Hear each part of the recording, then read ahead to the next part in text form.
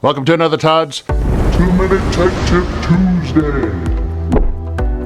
Brought to you by the National RV Training Academy, the largest hands-on RV training academy in America. Hey, before we get to the video, which I know this is the reason why you're here, go ahead and hit the subscribe button. That way you don't miss anything. Hit the subscribe button now. Thank you. Now, back to our Tech Tip Tuesday. Hey, this week, I'm going to answer the question that someone asked. What do you look for a multi-season RV or a 4-season RV? All right, let's get into that. Now, first, I want to tell you this is kind of subjective, right? Each person may have their own desires, but when we're saying a multi-season, you got to think of hot weather and cold weather, really 2 seasons. The ones in the middle are easy, okay? If you're going to be hot weather, multi-season, how many ACs do you have, okay?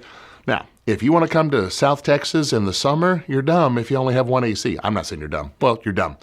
You're dumb for choosing an RV with 1 AC, unless you just like it to be 85 degrees inside the RV. So, summertime, number of ACs, okay? Okay, you can get by with 2, better with 3. But, you know, the more ACs you have, also the bigger the RV. Give and take. You get too big of an RV, you can't put it in certain places, right? So you have to go to resorts. Oh, it's so hard to go to a resort. Got that consideration, okay? Let's flip over to the cold season, and usually this is what people ask about, multi-season, right? We're still, even though it's February, we're smack dab in winter, right? We're getting prepped for spring, but in winter, here's a couple things that I would have you look at. Make sure there's a belly board under there, right? Make sure there's a belly board, okay? Where the place that we lose the heat the most is under the RV. Wind gets up under there and everything else, that is the quickest way to lose heat. Having a belly board helps reduce some of that wind flow going across everything underneath. Secondly, or thirdly at this point, since they did ACs, belly board. Third thing, see if your holding tanks have heaters on there, right? Heaters for the holding tanks.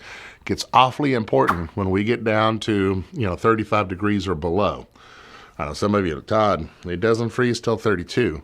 You got to be warned, you got to turn it on, so 35 degrees, okay? Heated tanks. And I will say this, floor plan. Doesn't matter what RV you're looking for. If you don't like the floor plan, you're not going to stay in it very long, okay?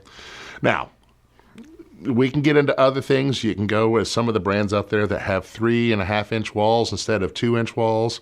Yes, they're going to be more weather rated, both in the hot and the cold. Bigger cost, bigger RV. If you're going to do all-terrain, you want to look at the suspension. So if you're still an RVer but thinking about going overlander, well, suspension, height clearance, everything else, okay? But just basically those things. Think of heat and think of cold.